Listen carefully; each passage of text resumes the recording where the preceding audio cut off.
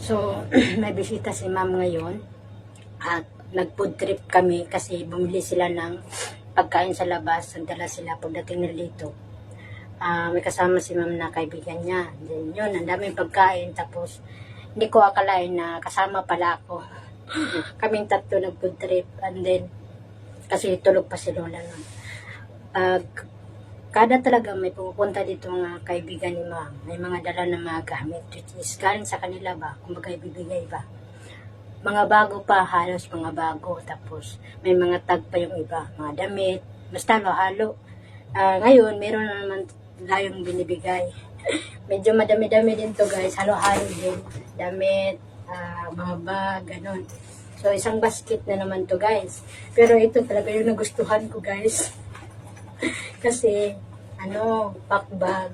Marami akong bag, pero hindi pack bag. Mga sling bag halos. Kung nakita niyo yung mga post ko, basta ganun ang mga bag ko, walang pack bag. So, ngayon, meron na tayong pack bag kasi bala ko talagang bibili ng pack bag dahil marami siyang malagay, mga papeles ko and everything. Lalo na pag magbiyahe, uwi ng Pinas, mas gusto ko pack bag. So, ngayon, meron tayong bag na original pa, bago pa. Sabi ni Amo, gamitin mo yan kasi nga maganda yan. At, makapal. At may tatak. So, hindi daw ito ginamit ng kaibigan niya. Ito yung nagustuhan ko. Kasi nga, hindi ko na kailangan magbili. Pero actually, hindi naman ako bumili kasi nga, in case na may darating galing sa kumpanya nila, sir. Meron naman, halimbawa next month or next year, marami na naman yan ibibigay. So, akin naman mapupunta. Ito, marami tayong damit. Ayan na naman guys. Isang basket. So, marami na naman.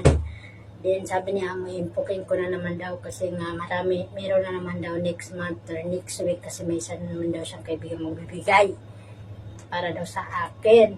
Halos naman mga kaibigan ma'am, puro mababait. Lalo na ngayon, ang bait, tapos ang ganda pa.